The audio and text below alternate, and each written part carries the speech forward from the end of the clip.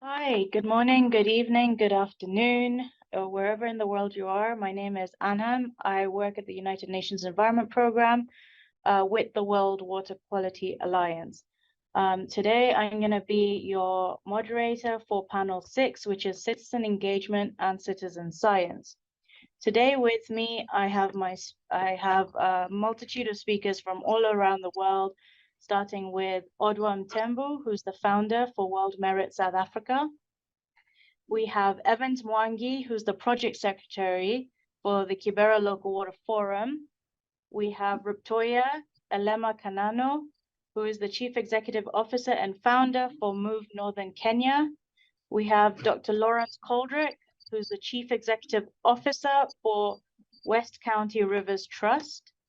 And we have Christopher Waithaka, who's the head of communications for the Com Green Solutions. And with that, I am going to I'll give everybody a warm welcome to all our speakers today. And we look forward to a very participative session. And to all our listeners joining us, please, will you already be sharing whenever you have a question?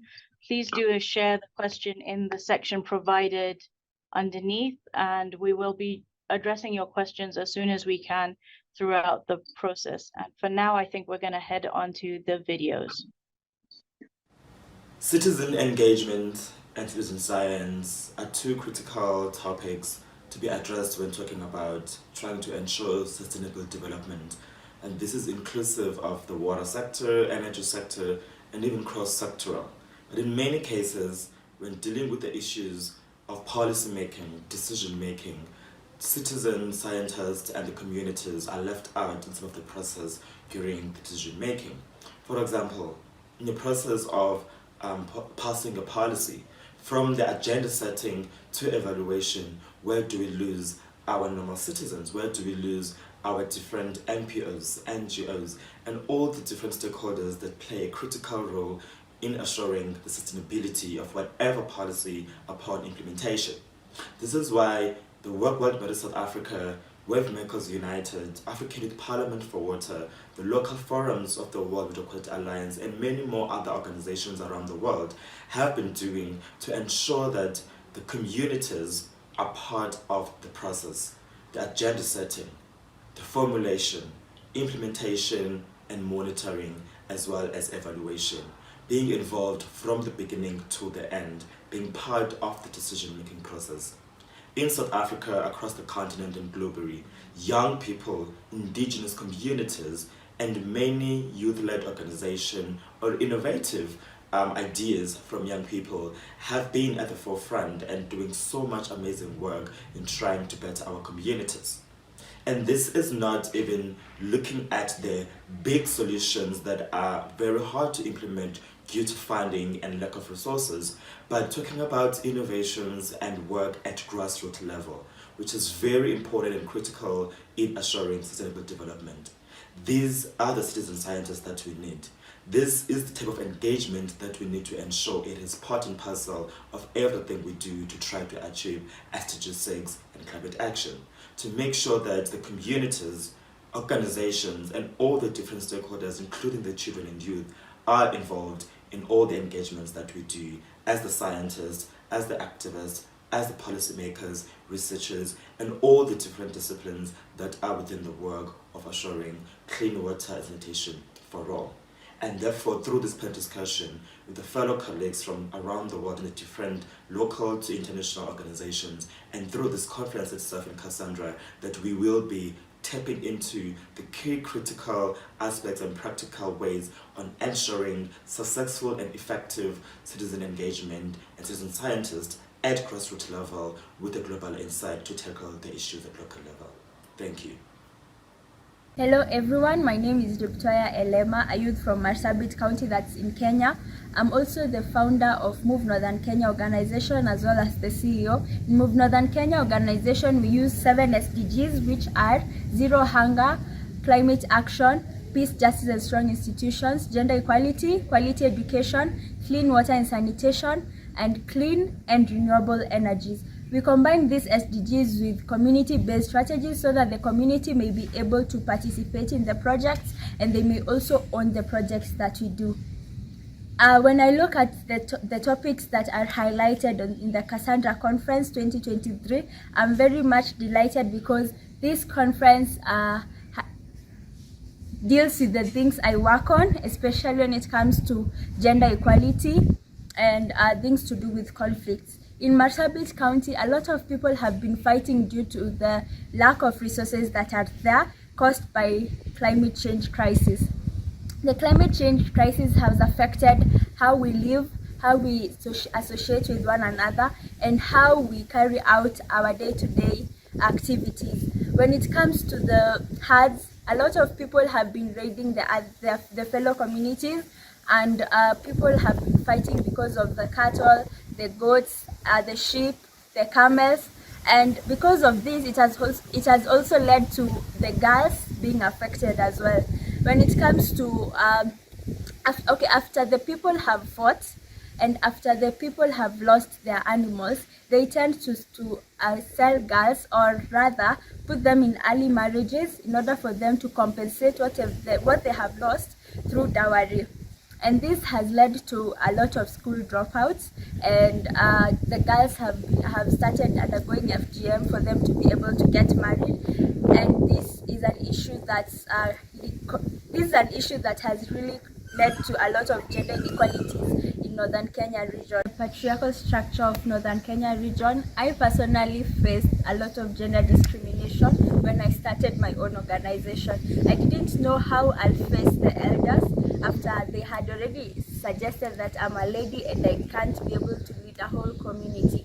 However, due to other people who encouraged me and taught me that I can also become a leader, I was able to start my organization with the support of friends and family. Gender inequalities is a key topic, as well as conflict, migration, and health issues. And as we look forward to the Cassandra Conference, I hope that we'll give solutions and make policies that will help as many people in the world who are facing the same issues that I faced when I started my own organization. Thank you. Hello everybody, my name is William Kibuchi, a member of the Move Northern Kenya organization. We are delighted for the UN to be hosting us at the Cassandra Conference, which I'm sure will lead to viable solutions that will be very important to our cause. As of right now, Kenya is currently going through the El Nino crisis, which has led to a lot of heavy rains which have affected various areas in the country, but it has disproportionately affected Northern Kenya. As of right now, the women and children in the area have no access to clean water, which has led to a variety of health issues which have affected pregnancy and the spread of waterborne diseases. We are sure that the Cassandra Conference we will be able to have meaningful discussions that will lead to viable solutions that will help our communities and will work for the greater good of the country and the region as a whole. Thank you. Hi, I'm Lawrence Caldrick. I'm Chief Executive Officer at the West Country Rivers Trust. The Trust is an environmental charity that's been working for almost 30 years in the southwest of the UK, working on improving and restoring the region's rivers and also educating the public in water management.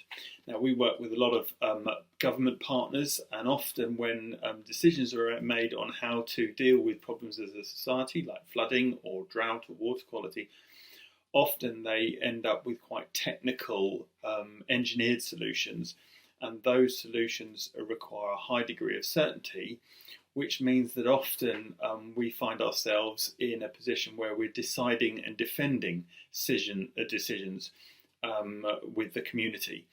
And this is often quite challenging, and it creates quite a lot of conflict within the communities because they're not part of that decision-making process.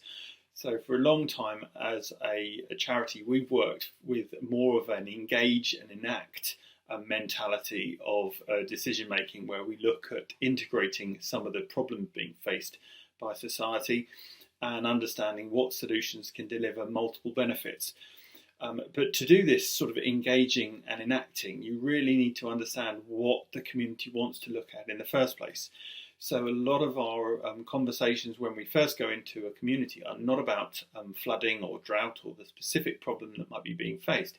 It's around their understanding of their local environment, their understanding of resilience and what interests them. So a lot of our community engagement actually starts with things like citizen science, which is around understanding how the water comes out of a catchment. Is it, when it rains, is it released quick and dirty, picking up pollutants, flooding our towns, and meaning there's less water in the river for the summer months, or does it come out slow and clean?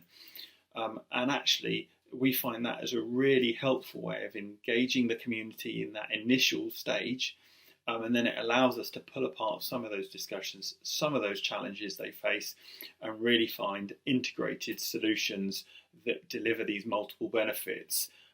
And so it's really understanding how do you work on that continuum between decide and defend, and engage and enact. Thank you very much. Hi everyone, my name is Christopher Oidaka, co-founder of Combi Solution.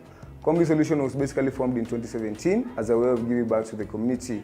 We have been able to turn a dam site into a mini park by removing the heap of garbages that had piled for years. As Combi Solution, mainly activities are Nairobi River restoration, which is the first team to start the Nairobi River restoration, maybe to find a way where we can regain its glory. We are doing also urbanite farming because we are close to the dam site, and whereby we found that our soil is very toxic. So we have improved our farming by inventing a hydroponic system.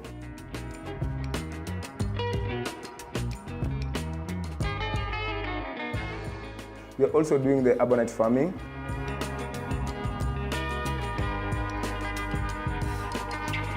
And thirdly, we have an artificial tree nursery whereby we support the groups that we have trained on. We train them on the parent ecosystem and giving them certificate. So far, we have like 18 active groups here in Korogocho, who are others that are mainly located in the Madare River, because Korogocho is like a highland. Basically, we got 9 villages, and we're basically located in the first village, which is Korogocho A. We have Madare River on the other side and Nairobi on this side, where we are basically located. Our last activity, and which is what we're mainly focusing on, also is to nurture the upcoming generation so that they will not fall into the life that used to live.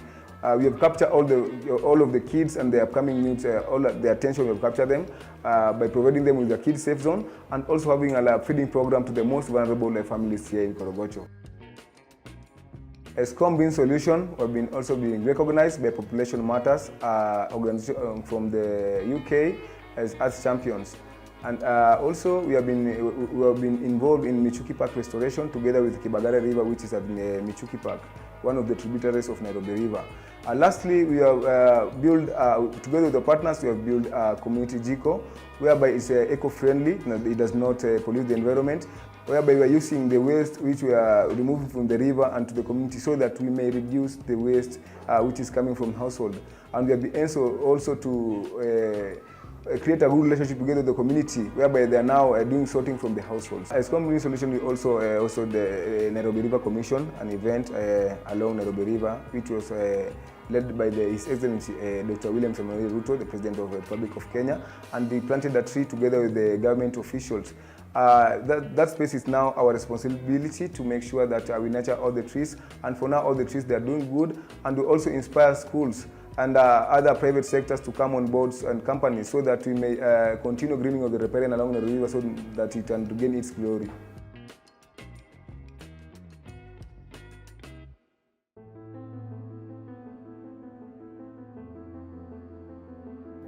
Dear friends, I invite each one of you to come and join in a journey that we are taking to clean the Nairobi River. It is a river that is in serious need of each one of us. It is a river that cries, calling for it to be rescued. Dear friends, we have to unite. We have to come together. Each one of us has a part to play. Let's unite and rescue this river. Dear friends, I invite each one of us to come walk this journey with me as I change the Nairobi River. It is possible. It is something possible. Our dear team, I am lucky and blessed with a group of 30 volunteers who on every Saturday morning we meet together with one agenda: to clean the Nairobi River. Dear friends, it is possible. It is possible. It is possible. We can increase this number. We can take it further. We can expand our space. We can move from one section to another section. We need your support. The Kibera Local Water Forum is built with team members that have shown commitment, have shown teamwork, have shown creativity, have shown determination. Therefore, dear friends, I ask that we work together to be part of the Kibera family, to help us tell a different story, a story of dignity, a story of respect, a story of change. Dear friends, I call to you all to come and help us tell a different story. This message that today I'm sharing is not just a message for Brand Romakoff. It's a message from us all, us wanting change, us wanting to forge new beginnings, us wanting better health, better education, and better systems. Therefore, dear friends, the Kibera Local Water Forum invites you all to come and be part of the Kibera community. Asanteni sana. Thank you very much.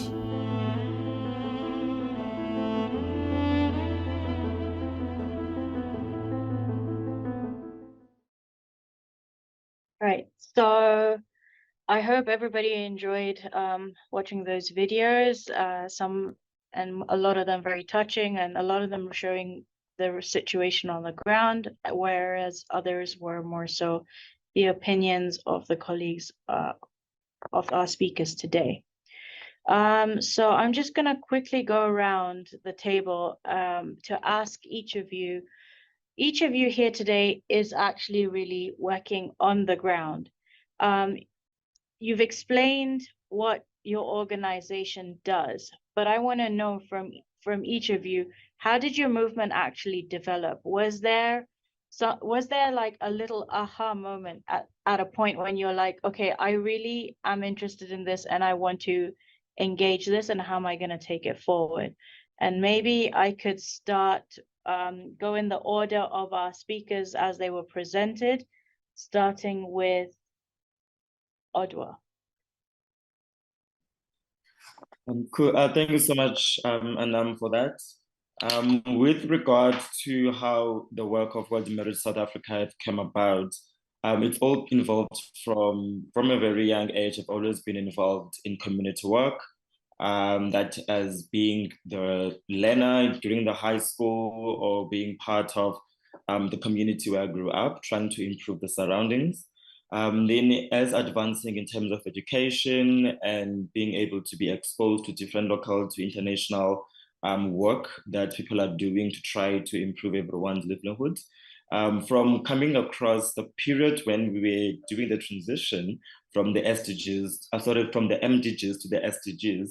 So the interest into the progress of the SDGs and the interest into the input that children and youth are supposed to provide with respect to some of the work being done on the ground is where it actually hit me to want to be in an organization that is combining the two of the work on the ground, but aligning it with the SDGs, because then from that angle, the different organizations, especially the work being done by youth and children, will then be able to be documented, will be able to be quantified, and be able to submit all the progress to the different government departments as ways of trying to show the work that the civil society or the work that the communities are doing on the ground that can actually be accounted for in terms of the progress of the SDGs. South Africa is one of the countries that you having some progress with the SDGs, but would be wrong if I would like to say that we don't have the shortcomings with respect to the reporting of the specific targets with the progress. And from different consultations and evaluation, one of the things that we recognized was the fact that most of the work that's being done by your NGOs and the NPOs and the different people on the ground, it's not documented and it's not reaching the right decision makers and government as to be able to report on it and be able to show the quantification of the work that's being done. So that's really what came about to be doing the work on the ground that we are doing.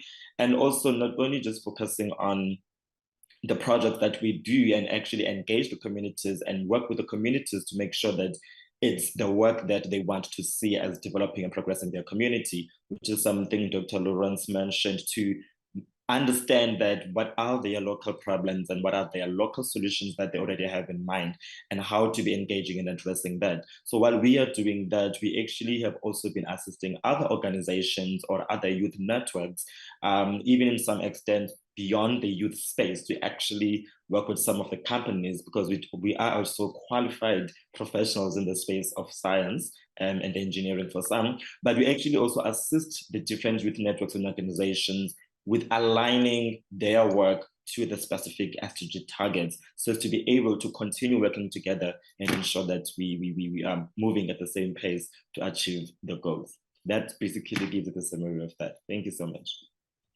Awesome. Thanks, Audra, for that. Well, what I think I'm going to do is I'm going to go around the table with everybody really sharing what they would really like to say about their moment when they realize that, you know, why should they build what they've decided to build? And I think with that, we'll go on to Evans. Yeah, so working at the Watoto Library, we interact a lot with the kids. And one thing that stood out is that the kids nowadays consider the river to be normal at its current state. But us, during our days when we were young, when we were growing up, we used to consider the river as a community resource. It was our good neighbor. We used to go there for recreational facilities, activities. We were swimming there, we were fishing there. But now they are not used to that. They have not seen the river at that state. The state that they were born in and they have found the river in, they think that it's normal. So this sparked the urge to us as the team to show that this is not normal, that the river used to be in a better place, used to be a safe place, a good place where we could enjoy ourselves. Because now the place is not good, it's not suitable for even children to play there. It causes health hazard. Like children, we have seen children in our library who have suffered for cholera, amoeba, and this is a result of the river pollution in our area. So this brought the urge that we joined with parents and our fellow youths to change the river, and we started beginning our Saturday organization, our Saturday cleanups to change the river, to clean the river, so that we can put a positive impact on the children. Yeah. Thanks, Evans. And Riptoya?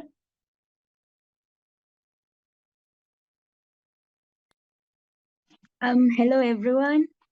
Okay, when it comes to the question ANHAM has asked, when I was in Form 2, I wrote a book, and the book was called Move Northern Kenya, and that's where my journey started.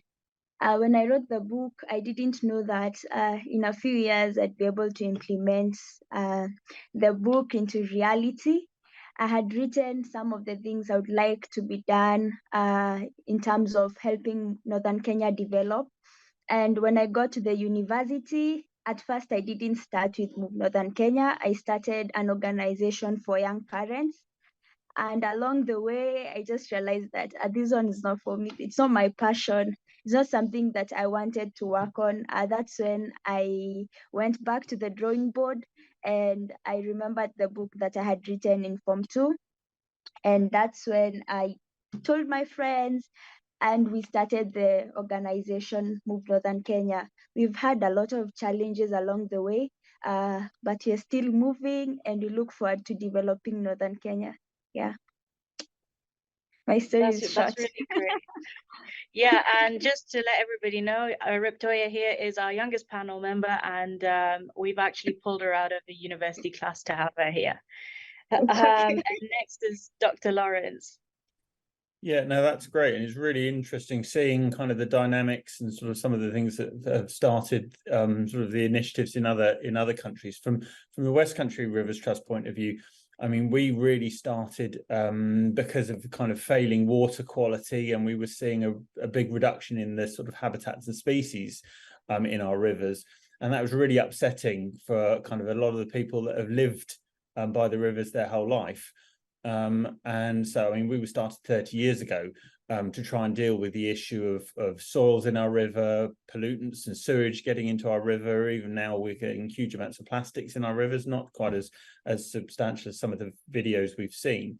But what's been fascinating is over the last kind of 15 years, 10 years, we've seen a real increase in the amount of communities starting to notice the change in their rivers. And get more involved. And so we've started sort of with having things like citizen science investigations where people can go out and monitor their rivers and take water quality samples. And that's been really crucial to be able to sort of further understand the health of their rivers, what's changed, and understand that change is happening over their lifetime. Even relatively sort of younger generation, they're seeing a change between when they were born or when they were sort of in their sort of childhood to kind of now they're in their 20s and 30s. There's a difference in the quality and the quantity of their rivers. So this is not something that's changed over hundreds and hundreds of years, and it's quite abstract. It's quite fresh. And I think because of that, it feels that you can do something about it. And that's the nice thing that we're seeing with some of the community groups. Yeah, no, that's really great. And Chris? Okay, hi everyone once again. Chris here from Combing Solutions. When you hear combing, it's like the same comb of combing the hair, but now you're not using the C, you're using the K. So we came up with this idea so that you see, like in the past life, when you hear Korogochos, like you have seen all sorts of crime. And for all our members, most of us were engaged in all sorts of vicious activities. And for the girls, they used to go and sell their bodies at town. So we came up with this idea because we find in Korogocho slums, find that most of the youth are school dropouts, others they didn't go to school, they lack skills. And we came with one agenda, we wanted to come with a clean and healthy environment. Where we are basically located, we are close to the dam site, like 400 meters to the dam site. And you find that mostly like every year, even the kids from schools, you find that they have the chronic disease. And each and every time we find the kids playing along the toxic river. So we came up with an idea where we can now give back to the community because at first the community thought that this youth will not change. But through this program, there was this project through the Italian Corporation. They are coming on board to construct a bridge that connects Dandora and Korogocho because you are neighbors. So after this bridge construction was done, first we were employed as security officers because we saw these projects coming to our community and we wanted to be empowered even though we didn't have any skills. So even the administration block together, the village elders, they wouldn't accept that you have changed. So we have to write like a memorandum of understanding together with the contractor so that if anything got lost, we'll be taken back to jail because jail, it was our home. So we were fearing sliding back into the life of crime. And after this project was done, well, the Italian Corporation was coming to launch the bridge. We asked them if they can support us with some gabbing because we were learning it online from the Pogopac, an NGO from the US, that they are also working along the river and they were working together with the government. So we wanted to, they were our role models and we wanted to be like them.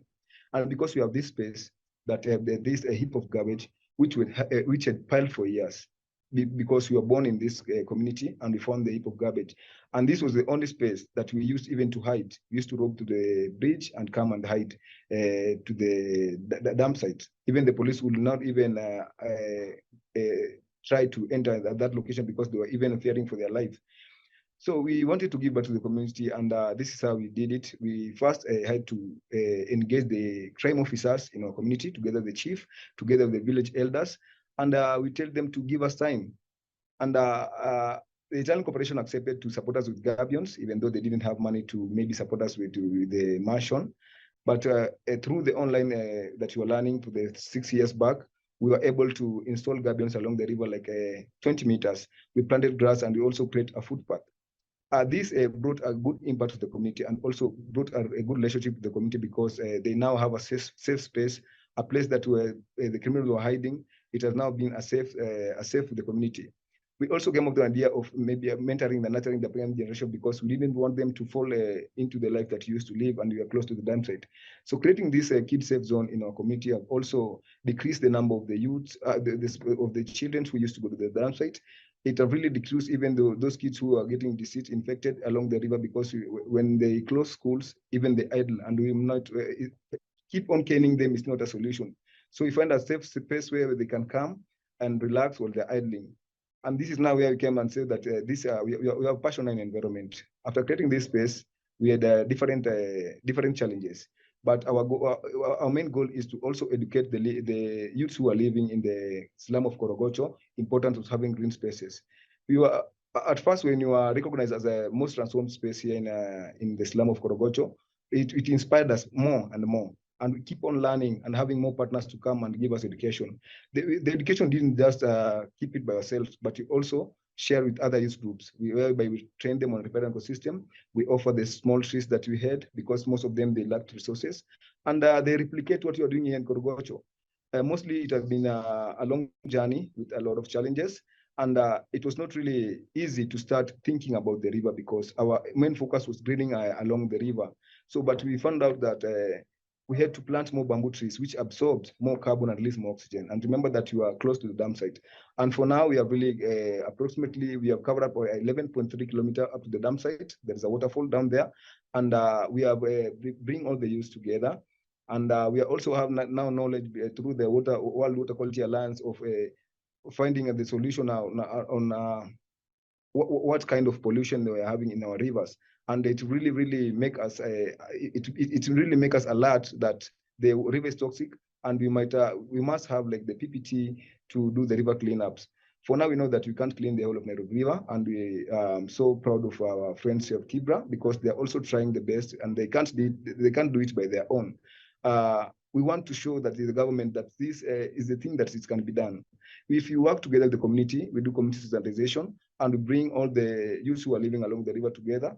I think it will work, and so that we may start working on how we can do the sorting from the household. Yeah. Yeah, thank you for that, Chris. It's been quite the journey. I have had the personal privilege of being able to visit you and the site at Combe Green.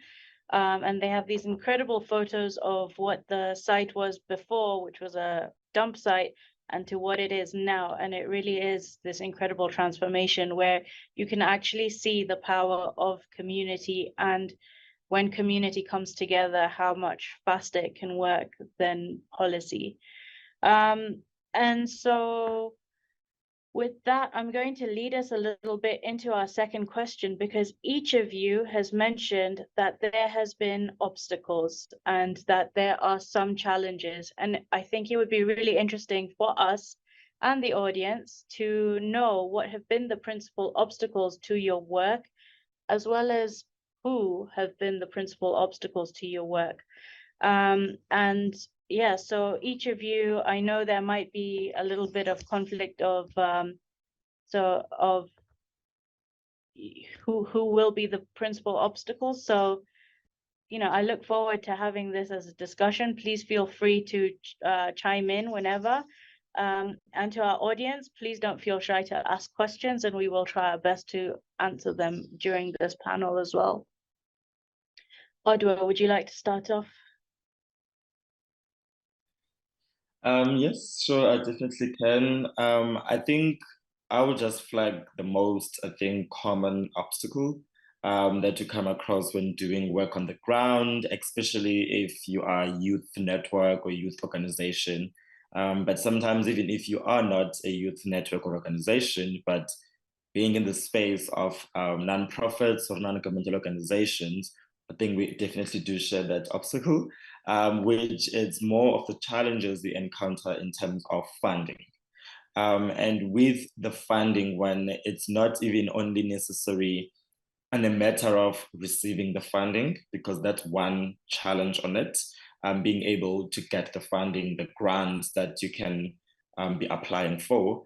But it's also even sometimes of the conditions, or rather the working brackets that can come with that funding. In cases whereby, I mean, if we're doing work in the communities, for instance, we've been having this discussion with several potential investors and sponsors to make them understand that the work that is being done in the communities, it's a process as compared to a product. And that is from the angle of sustainable development itself being a process. An example of this would be if we're looking at the work, I think Dr. Lawrence mentioned, Chris mentioned this as well, and even Evans, I think even Rutaya, in terms of working with the children and even having workshops and training and education to be done with the communities. So with that, you can't over a certain 4 days or 3 months already be saying that from what the knowledge of the community has been prior to the implementation of the project, within the short duration of time, this is already what I can produce in terms of now the new acquired knowledge or the new sustainable practices that they are implementing, simply because there's a much more process that needs to be involved in that aspect of the capacity building. Unlike of situation of developing a product that indeed as something tangible within a space of 3 days, it can be done, or 3 months. So the conditions that come with that in terms of the times allocated to some of the funding sometimes does become another additional funding challenge that you can get when you actually do have that challenge. The last obstacle from our side has been mostly trying to build that credibility as that organization that's doing the work on the ground, because trying to be working with some of the different stakeholders, especially when dealing with the big stakeholders like government, national offices, or equivalent at the regional level, the challenge of the credibility or the work being done by that organization sometimes does become questioned. And that is where, in many cases from our side, what has always worked for it goes back to what I mentioned earlier on, making sure that we quantify our work and we produce the reports, and we are able to support all of that information, in many cases with some endorsements that then we get with some of the partners or collaborators. But I've seen so many other young people or organizations that are still struggling with trying to have such collaborations, especially when trying to collaborate with the government departments, which might be different in terms of, I think, in Europe or in other parts of the world, but with the different regional interactions I've had across Africa, I've come to understand that many of these organizations doing community work struggle when trying to reach out sometimes to their different national or local governments, which are very important actually if you're looking into the work that we are doing, because with policy, some of the support or the work really won't be able to kick off. And lastly, the partnerships, which I've seen have been improving over the years, especially here on our side in South Africa as well. But having so many of the work being done in silos has actually also created some of the challenges with the work that's being done in terms of the duplication, even in terms of trying to interact with the communities, because then if you're doing, let's say if your organization goes and be conducting this research or this work on the ground in community A, and then another one comes also within the next month or 3, you start getting some resistance from the community, because then the question comes, we've been seeing different organizations coming, asking us the same thing, promising the same work to be done. What is actually happening? So those working in silos has also sometimes created some challenges on our side, which is why then we've been trying to make sure that we can map out to understand who is doing work in this community before we can start anything, so that we can be able to collaborate and partner without creating any duplications and adding further to the obstacles to be encountered as resistance from the community, or sometimes even applying for the same funding for the same work when you can actually apply as one joint entity as in collaboration. So those are just some of the obstacles that I'll say would have encountered. And the who part, I think from what I shared, you can be able to pick the who there without having to explicitly mention that. But sometimes it's indeed ourselves by wanting to work in silos when we could actually collaborate and magnify our impact. Thank you. Yeah, no, thanks for that, Odwa. Just to put it out there, Odwa also works very closely with the World Youth Parliament for Water, as well as the African Youth Parliament for Water, which is why he has quite a good overview and grasp of various youth organizations in and around the continent and the challenges they face. With that, maybe we shake it up a little bit and we go over to Dr. Lawrence. Yeah, so I mean, from our perspective, I mean, the pressures and the barriers are similar to what Adwa had picked out, in the fact that they often revolve around the funding side of things. Initially, those problems were around funding with the fact that it was siloed funding. So there was money for flooding, and there was money for drought, and there might have been money for dealing with pollution or species and habitat, sort of species loss. The challenge is that all of those were very, as I said, siloed and wanted specific technical solutions to them. Actually, over the years, that's improved, and now we're integrating a lot of those sorts of funding streams. And so it's been quite feasible for us to work within our catchments and reinstate some of the practices, some of the habitats we used to have, like increasing the amount of woodland we have in the UK is a key component, but also working with farmers to reduce soil loss and some of these things. And these improvements, this work we can do, deals with all of those problems, whether it be sort of pollution or water quality, sort of flood risk, drought, and so on and so forth. The challenge, though, now is that the government want to pay for the solution.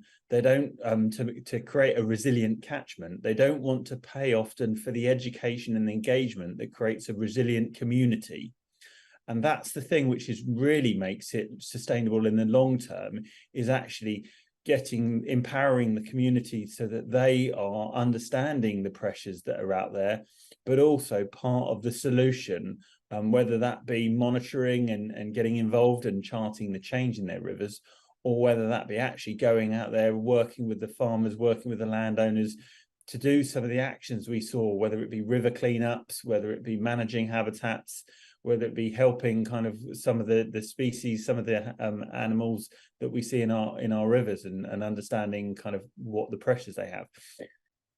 And it's still that component today, 30 years after starting, that we find the hardest to fund is that education, engagement, and long-term sort of sustainable sort of work with communities to build that resilience. So that's where most of our focus is at the moment, trying to build those funding streams and understand how do we make that sustainable. Because if you go and work with a community once for a couple of months, it won't make a difference. Whereas actually, if you can build up that relationship and get them taking ownership, it can last for a lifetime, because they keep sort of talking to the next generation and the youth and the schools and so on and so forth. So that's the key barrier that we're facing at the moment.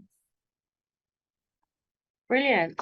So that's, funding is one of the key points where we're struggling with. So with that, I'm going to take it to our forums in Kenya with the Kibera Youth and Com Green and with Move Northern Kenya.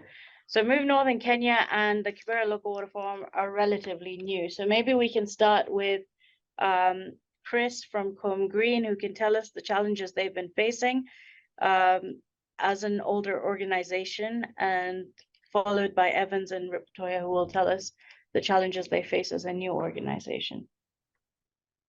Okay, thank you, ANHAM.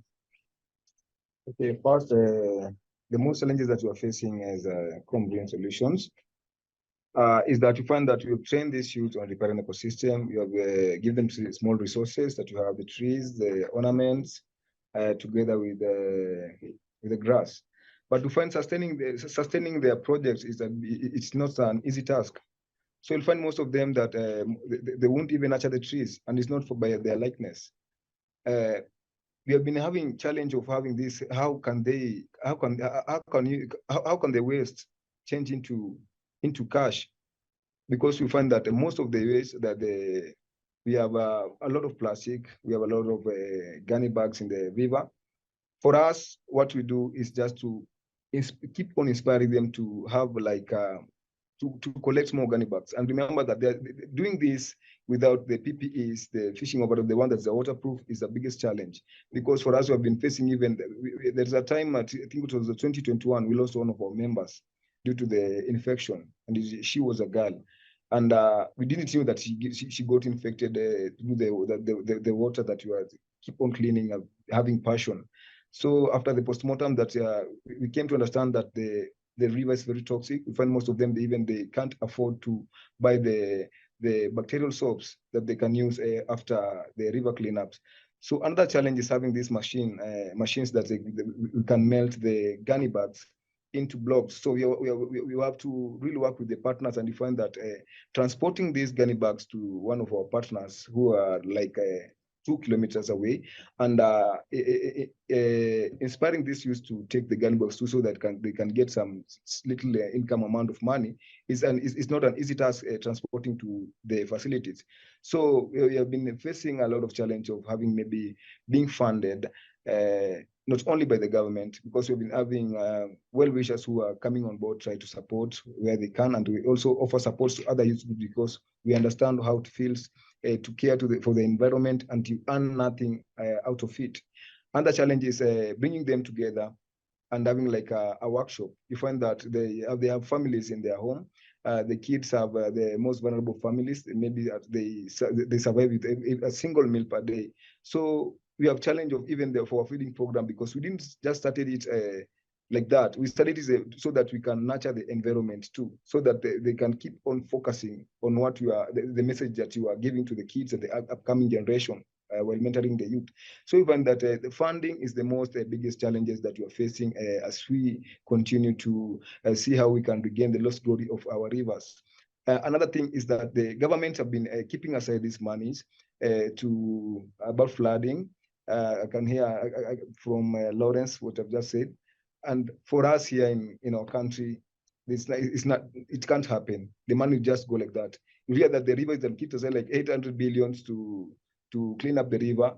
The youth from Kibra, they'll just suffer like that. They'll get nothing in their pocket. So we find that even the government is just assuming that they just come on ground, take some photos, say that they will support you. When you go to their office, definitely nothing is being done. So we have a challenge of funding, but on ground we have opportunities that we know that it can empower other youths those who don't have skills.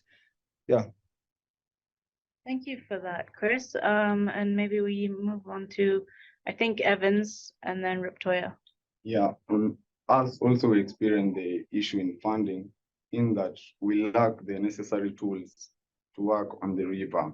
We find that we only use rakes and spades and wheelbarrows, and those cannot work in spaces or in areas on the river where we have decayed garbage that has stayed there for long, that it's difficult to remove with these equipments. Another issue is that we lack the necessary protective gears that we can use while doing the cleanups. We lack the necessary gloves, and this has been a challenge also even to the kids, because they cannot fully participate in the cleanup since they lack gloves, they lack gumboots, so they only participate in collecting the trash or the papers that are along the river. On the issue also of funding, we have no dumping site in Kibera. The only dumping site that we have is the one in Dandora. So the excess garbage or the garbage that we remove from the river, we have to incur extra cost for it to be moved from Kibera to Dandora. And this acts as a challenge because we have to seek for funds to pay for the transportation. Another issue is that we lack the proper machines to remove the hard land of garbage that has decayed over years on the river. We only have human labor that is not necessarily helpful in other places of the river. And another problem or major challenge that we've experienced is that Kibera lacks a proper drainage or a sewer system. And this has resulted in people draining their garbage into the river, making the river to become a dumping site. This has become a major challenge because we have to find a place where we can collect the garbage and we organize for how it will be moved from one place to another. Yeah, I pass it to Victoria.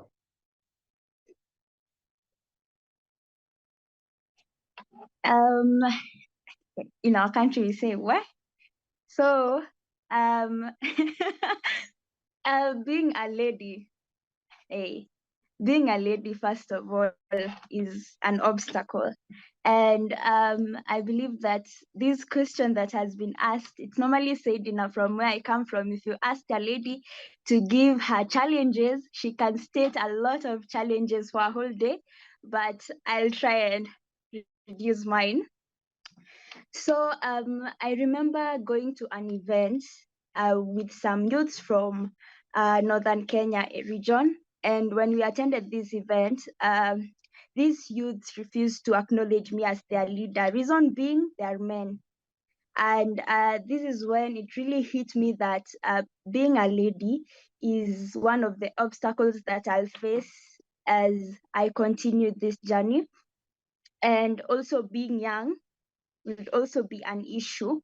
Coming from a community that's patriarchal and the voice of women are not really heard, of which I want to also work on this when it comes to the 16 days of activism and encourage women from Northern Kenya to participate more in making sure their voices are heard and also talking to the men and making them understand that women also have a say when it comes to making policies or decisions in the community. When it comes to the organization, language barrier is a challenge. We all know that Northern Kenya is diverse. For those who have done research on Northern Kenya, we all know that it's a very diverse place. We have almost 14 tribes and counting. There are others that have not yet been recognized by the government. But when it comes to the language barrier, we tend to find that, okay, one community does not like another community. Let's say I'm a Rendile and the Rendile don't get along with community B. And this is a big issue for me and my team members, because if you're not from that community, it will be so hard for us to communicate with the people from the rest of the communities due to the conflicts that we've been having. And this also threatens our security. Security is the other issue in Northern Kenya. Northern Kenya is another world. Everyone was saying funding, but no, I was even wondering. But Northern Kenya is something else because we have the challenge with security. And I remember one time our car broke down in the most unsafest place ever. And we're all wondering how will we move from point A to point B because the community doesn't know us. And we were going there, it was our first time, but at least we made it out. And then there is the issue of capacity building and also the issue of having a lot of illiterate people leading to a lot of miscommunication. And when it comes to talking about issues on water quality, things to do with climate change is not in my community. We don't have a vocabulary on climate change. We don't have a word that explains climate change. So having to explain to the people what climate change is, why we need to make sure that we conserve the water that we have, why we need to conserve the environment is a big issue. And the cultural barriers as well. That's a big issue for us. And lastly, we'll talk of partnerships and funding. There was a time I tried to approach a bigger entity and they told me that they can't fund a small organization or projects that they're not sure of yet. I had given them the proposal and everything, but I just felt like that was an excuse for them to just brush off the proposal. And also funding. When it comes to funding, Move Northern Kenya has been working with youths. ANHAM has said that I'm the youngest panelist here, and coming from a university with, okay, I was once a leader in school, in the university, and I know a lot of people. So when it comes to funding, we normally have okay, people know GoFund. I believe most of the people know GoFundMe or those funding websites. We've been using the funding websites to make sure that we get enough money to make sure that we run our projects. Yes, so I guess that's basically the challenges that you face, and yeah, they're basically the ones. Yeah, no, thank you, Riptoya, for that. And it's very interesting that, you know, you can bring up slightly different challenges. You have come from what we wouldn't call typically, you know, as a town or a city. You have come, from the rural side and giving the rural perspective. And I think Odwa had a slight intervention, so I'm going to give the floor there. No, thank you, Anam. No, I just wanted to just quickly sort of comment or add to what the colleagues have mentioned. Just starting, for instance, with the challenge that Riptoya mentions, that can be there in terms of the cultural differences or the tribalism, because we also have those challenges. But one thing that I would say also is a challenge or an obstacle, which I can sort of link to what Dr. Lawrence mentioned with regard to the same issue we talked about, the funding not really wanting to cover the educational aspects of capacitating the people, but focusing on the solution. So that actually directly links to what Riptoya had mentioned. The angle of the science communication also has been one of the challenges that we encounter, whereby we already know the resources and everything that we want to do to educate the communities and simplify the scientific jargon that is there with respect to climate change, with respect to water quality issues, with anything that any person in the community then can be able to fully understand and be able to be involved in that process, which can extend to the monitoring aspects, for instance, of the rivers that Dr. Lawrence mentioned, which can also extend to the consultations that needs to be done when a company or government is supposed to be conducting some work in that community. So that aspect of that educational part indeed, and trying to address some of these local cultural challenges is one of the biggest major issues. And then the other part, I would say it's more of a socio-economic challenge, which I've gotten to witness in different parts of the African continent and even outside the African continent with working some colleagues, is the minute you start having the majority of the people involved in the groundwork being the volunteers, the question of the incentives or what's in it for them does come into question.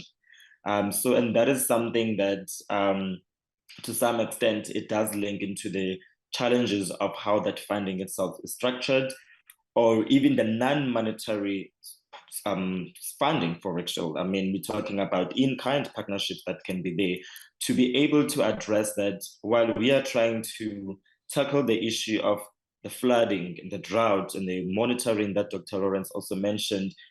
In return to that, how is that feeding into the local prioritized challenges that community is putting in front, and which in many cases is all about, in terms of my education, employment, or food at the end of the day, what will I be getting by involved in some of these things? As a result of that, now, I'm not sure if the other colleagues have experienced, but if we're dealing with things like the monitoring equipment, in some of the areas where you successfully do equip the sites, we have an issue of vandalism. And that issue of vandalism itself, it goes back to the linking of not understanding why is this a monitoring site, and it also goes to the issue of if I can vandalize and steal this, then I can be able to sell it and be able to provide. So it's all linked, that as much as we can separate them with the different aspects as to why they happen, I think being able to have that sufficient funding and including the in-kind support will be able to minimize some of the issues that we're dealing with, which I'm happy to hear that Dr. Lawrence, they're already trying to tap into that to improve the funding aspect. And I also know from the recent Africa Impact Summit, Africa Impact Investment Summit, which was in Cape Town, and also the Global Impact Investment, which was also in Spain, actually. One of the key things that also came there is trying to look into more of the blended finance strategies in terms of impact, as ways of trying to resolve some of these issues. And lastly is the gender. The gender topic, I think, it's one of the challenges that whenever we are trying to do some work in parts, the remote areas, or in other parts of the continent through collaboration, I think the inclusion of gender from the research part to make sure that you actually don't exclude issues of gender from the research, because then if you have it from there, it's going to be easy to make sure that during the policy formulation, implementation, monitoring, and everything, you've taken into account the gender. So that is one of the things that I think some stakeholders are still lacking into addressing the gender issue. And this can go to an extent of, I recall, one of the engagements that we had with the UN Women in a conference here in South Africa related to disaster risk reduction. One of the challenges there, which ended up turning the session to have 2 hours of discussion and educating people on the spot, was even how to look into gender. Many stakeholders still look into gender as sex, which is female and male, whereas when we're taking it from the UN Women and many organizations who are advocating for gender equality, we start having to talk about the 32 types of gender. So I think that on its own, being such a knowledge gap in so many different parts of the world, is creating a lot of obstacles when trying to work on work that you can link to the gender equality. That will be great for me. Thank you so much. Yeah, no, thank you for your intervention, Odwa. Granted, gender, we still have a very, very long way. Many countries have a long way, and more so the developing countries, when it comes to recognizing gender and gender issues. And I think that is a role as us, as the youth, can, really make sure that we integrate when we are engaging with the community, and when we are looking at how can we improve the various different aspects when we propose a project. Just to prod a little bit towards you, when we talk about, you talked about vandalism, okay? So could this potentially mean that sometimes when we propose a project and go to a community with a certain, for example, monitoring project, does this mean that the community is not feeling a sense of ownership for that specific project, and that we have not fully engaged the community in the right way if they're willing to vandalize the various equipment? Okay, I'll take it. I thought maybe someone else will jump. So with that, yes and no. So with the yes, obviously being indeed that the community is not taking ownership because they were not engaged and involved, which I think is one of the key things that we also did emphasize a lot in the beginning. So obviously from that sense, when the ownership is not there and the proper plans and strategy on how to monitor and safeguard such resources are there, then yes, you will have the issue of vandalism. But the no part, then I'm bringing it simply because it goes back to, if the ownership and the engagements were there in the beginning and we've mapped out the risks that would include the vandalism as being one of them, then we'll be able to provide means of ensuring that that vandalism will not happen. So in many cases, the vandalism and the theft is really, in many of them, taking that equipment and selling it. So that already even shows that it's not even something that one will be using in their household. It's just a way of trying to find how they quickly get that money. But if the same people provide some of the opportunities in terms of this job with protection as a community and safeguarding that area, then you are reducing some of those risks. They might still happen, but at least the frequency of it will not be to that extent. And some of the vandalism that I've also came across, it's not even about reselling to actually make money. I'm fully aware of what's happening and the significance of the resources, but because the actual community itself does not have good access or reliable access to some of those resources, they then take them to use them for themselves. And that again links to the whole chain of there's not even enough resources that are there to maintain their daily livelihood. And then when they're seeing it, obviously, for something else, then they can start trying to use it from internally. So I think it's from that angle that it is the ownership, but also I think it does link to being able to prioritize also exactly what the community want to be focusing on. As the organization in that angle might not be able to obviously cater for everything, but I think if they are engaged from the beginning and they take the ownership and be involved, you'll be able to use that information to try and rope in more stakeholders that can come specifically then to be tackling some of those issues as means of trying to reduce that aspect of the vandalism. And lastly, most importantly, indeed, is exactly what Dr. Lawrence mentioned, making sure that funding itself can be able to not only just focus into one aspect, but cover different parts of what could potentially be seen as a joint development in that area. I mean, if I can come in, Adnan. So, I mean, we've had issues over the years with vandalism, sort of various different items. A lot of the time, it's as Audra said, it's because you need to be able to communicate with the public, with the communities, what you're doing, why you're doing it, and engage them in that process. And often our funding doesn't allow for that level of engagement and what have you, and so they don't own what you're doing, and they don't own the solutions, and they don't own the processes that you're going through, and that's why it often isn't a very sustainable solution. So, and we see that a lot within the government groups who have a lot of technical knowledge and will come out with a technical solution to a problem, and they'll have to do a technical solution because that's how they get their money, the funding for it, but it's not a community-owned solution. And so this is, we can see ones that even though that might be the best intention to help with flooding or help with a problem with pollution, because the community is not engaged, they don't acknowledge the solution, let alone the and they don't acknowledge the problem sometimes. So I think this is why the funding for engagement is so important, but it's often the thing that gets left out the most. Yeah, just to add on that, in Kibera we experience a lot of vandalism, mainly because youths are ready to earn quick money. They're not willing to work for it.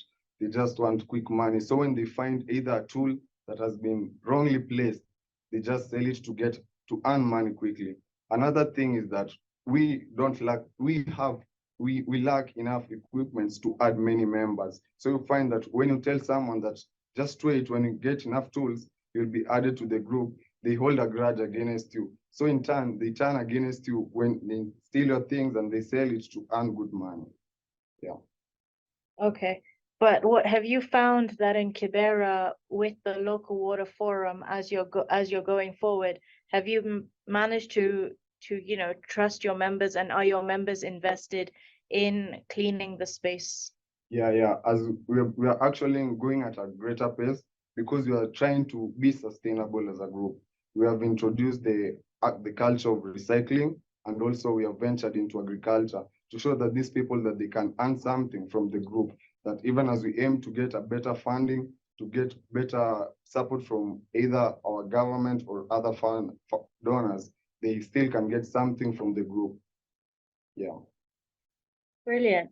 So, I mean, one thing that I think we should note, and something that definitely I think it has come out of this conversation, is that when we look for funding, when we look for proposal, or when we write proposals, that there should be a good amount of time and effort to be spent to make sure that the community is on board and does understand the scope of the project, and as not just the scope of the project, but how that particular project is going to benefit them as well. And so I'm just going to move on a little bit and quickly ask. So in the previous panel, they were discussing the 7 pillars of sustainability. And one of these pillars is data interaction. As people working on the ground, if you have required external technical support, how forthcoming has that been? And maybe I know Dr. Lawrence is going to be most experienced, so maybe we're going to have him go last this time. And we can start with Riptoya.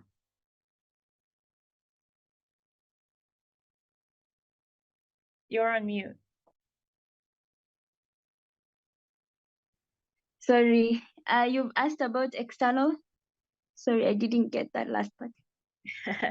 No worries. So I've basically asked, so if you have required external technical support or some knowledge, if you've had some knowledge gaps, have you been able to reach out to the required professionals to be able to get the information that you need? Okay, actually we are doing that right now.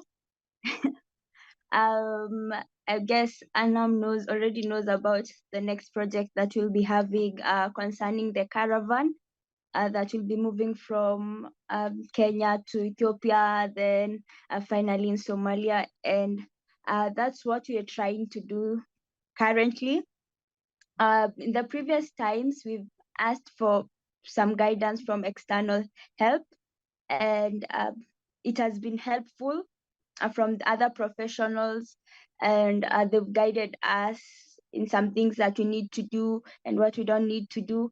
But this time round, we're facing a bit of a challenge because we all know about the insecurities in northern Kenya, Ethiopia, and Somalia, and it needs a lot of data input, and it needs a lot of research. But at least with the help of Charlene Ruto, the president's daughter, we are working on beekeeping. That will be part of the project that we'll be having, and we've gotten some professionals who are assisting us on the same.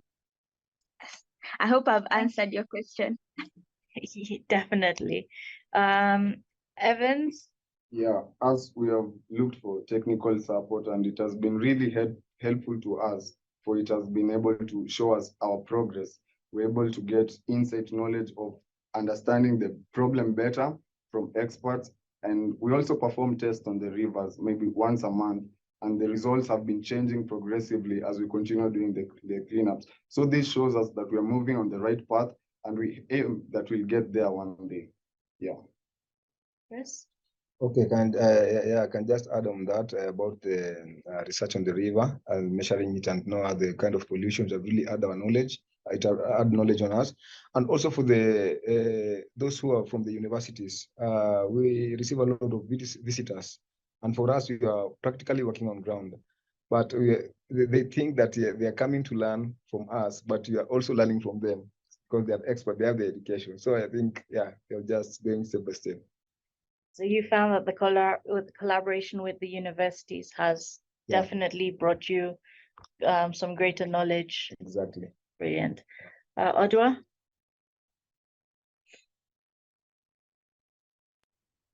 No, thanks. And yes, we have been successfully engaging with different experts and also with different, citizen scientists themselves.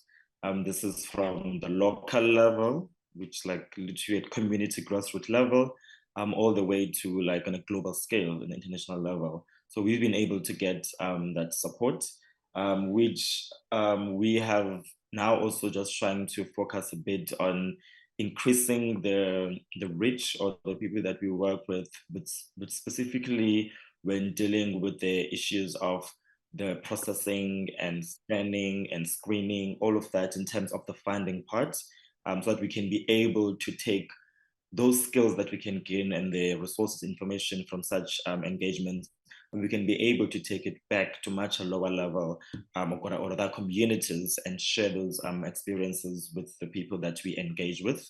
So that is something that we've been focusing on, the funding aspect and the policy formulation one. But the other thing is that with the increasing work and support that we've been getting in terms of data to action, we have also started to conduct a couple of workshops, not just in South Africa, but around the world when we go to some of these global platforms where we share the knowledge and what it means to have a much more inclusive research and turning that research into action. So that is something that we've been able to also be trying to share with the different stakeholders and train youth organizations using examples from our own project as well, Meta South Africa, and also in collaboration with the different stakeholders that we work with globally. So that has been something that is getting some progress, and we are very much open to be increasing that reach and partner with different individual organizations. Thank you. Thanks. And last but not least, Dr. Lawrence. Yeah, so we've done a lot of work on things like citizen science over the years. So we have about 500 members of the public that go out and take water samples every month. So we've got we'll have about 6,000 samples over this year. But that's not the only data that exists. So the government like agencies, they collect data on the status of our rivers. And that, although that's been dropping over the last 20 years or so, the amount of money and the amount of samples they do. The local water companies, they have data as well on monitoring things like their sewage overflows and that sort of information. And then we also have the universities that do what I would call more deeper dives, investigations into specific areas, specific problems. The challenge is there's not many people uniting all of that data together. And all of that information isn't very accessible for members of the public to understand. And so one of the big things we're trying to do next year is actually start saying not only what's the status of our rivers, but what's the status of our data? What do we know and what don't we know? And that will help us guide further community schemes, investments, activities. And then it's part of a wider conversation around how much data and information do you need before you act. And that's another key thing. Like often we have to work closely with communities because they will take one water sample and then say, right, this proves that something's a problem. Actually, it often doesn't. It proves it's a problem at that moment in time, but you go back next week or a month and that's not there. So how much information do you need to know before you say, yes, it's worth investing some significant time and energy? So our issue is not just collection of data, but also understanding what to do with it and how much is enough before you act. Just shortly on that on Dr. Lawrence, I think it's actually something that in the recent World Water Quality Alliance conference in Kenya, it was discussed. But I know also in New York during the UN Water Conference, when dealing with data, which in New York was more on big data, was the aspect of linking to what you're saying, how much of it that you need to know is the quality and how reliable that data is in terms of credibility. So that also still becomes one of the, I would say then we take it back to the initial discussion of obstacles, I guess that could be one of the obstacles to be like, when dealing with more than one stakeholder, and even much more complicated when dealing with more than one community or more than one country, that aspect of the credibility and how reliable that data is does also become the challenge, because it is that data that's going to inform how you transfer that into the information and the knowledge that's going to be used by the decision makers on the practices that needs to be taken into consideration. So I think that's just one of the things that to say then with getting the technical support from different organizations is also something that I've seen a couple of organizations being very cautious about that aspect of data, to make sure that if you don't have the expertise within your with the organization, you can be able to collaborate and reach out to universities or other organizations to be able to make sure that you are using the relevant data and not an outdated one, and also it's of good quality and can be used for proposals in the community. Yeah, no, and I think Ruptoya has something to say to that. Actually, yes. Am I muted? Okay. Oh, Okay, yes, good. good. So, Dr. Lawrence has mentioned something that made me remember another thing that we experienced as an organization, and also other organizations have experienced. I was talking to someone, and he told me he once got data from professionals, and thinking that they wanted to drill boreholes, but they lacked, I guess the data that they got didn't really involve the community. So because the community does not have access to water, the organization decided to go and drill a borehole in the area, only for them to drill a borehole, and 5 years later, no one is using the borehole. That leads to a waste of money, a waste of resources. And when they went back and asked the community, why aren't the women using the boreholes that they drilled, the women told him that they enjoy walking to the river, and that's why they've never used the borehole that's near their village. And walking to the river is a way of them getting to interact with one another, and also having some cultural exchanges. And there was also another time I went to Kilifi, the coastal area of Kenya, and I realized that the people have an indigenous way to purify water. There's this plant that they use. It kills germs, and it also clears the water. If the water was dirty, the water becomes clear. And all this made me realize that actually sometimes it's best if we also get data or information from the community, because most of the solutions that we are looking for lie in the community. We might go outside looking for other solutions or better solutions. Yes, professional solutions are important, but I believe that when you talk to the community elders, especially the elders, for me, working with the elders has always worked. And they have the indigenous knowledge that we don't find in books.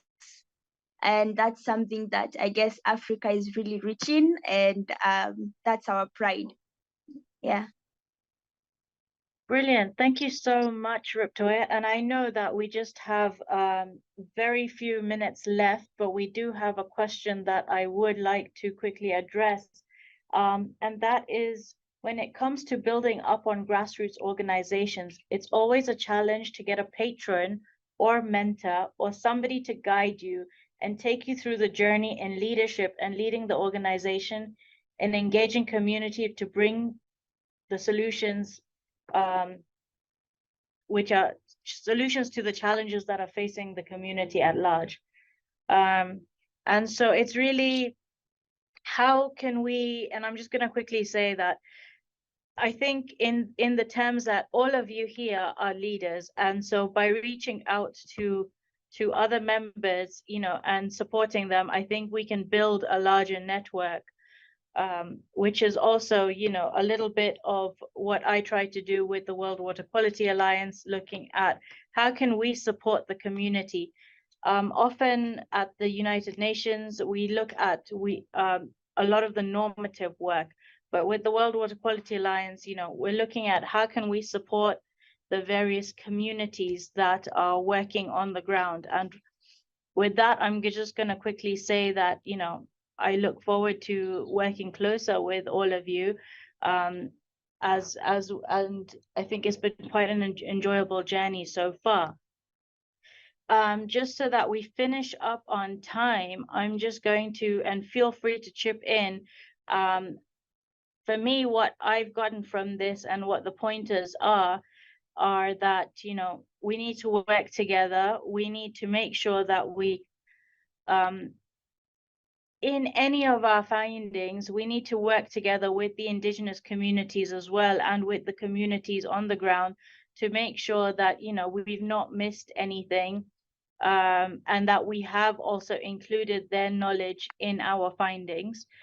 Make sure that they feel the sense of ownership, and as leaders also make sure that, you know, whenever we look for funding for various projects, make sure that we put in enough time and effort to make sure that the community is also comfortable with what's going on, and that they also want to be part of the project. I think there are some institutions here that are much more advanced in data collection than others. There is, and I think, Lawrence, what you're talking about, this is definitely a global issue, is that the data is there, but it's scattered and in so many different formats. How do we bring it together on one platform to be able to visualize the data in a simple way, so that, you know, even a 12-year-old can go and say, okay, you know what, I looked at this and this is what I can find. And so I think we just need to find, and what we need to also do is, when we communicate, we need to communicate in a way that encapsulates not just, you know, not just two types of audiences, but all types of audiences. So that's a little bit of what I got, and maybe Dr. Lawrence, maybe you would like to chip in a little bit. Yeah, well, I think this issue of data collation and turning that into understanding is going to be a vital component. But at the heart of that is the community, and telling a story with the community of what's happened to their river. And so data normally, well, often just reinforces some of the things the community's seen in their lifetimes.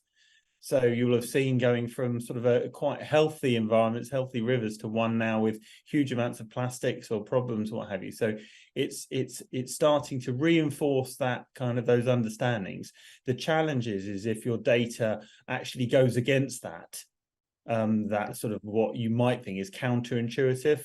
That might become more sort of challenging, but often it's just pulling that data, providing that story, so that you can convince people that do have the funding to invest in the solutions. And that's what kind of building that community resilience is all about. Brilliant, thanks. And today, I think what we've seen quite a diverse various communities, and we can see the diversity of the challenges faced, with, you know, funding sort of being the core everybody is facing, but the challenges within that funding also are quite, apart from that, are also quite diverse.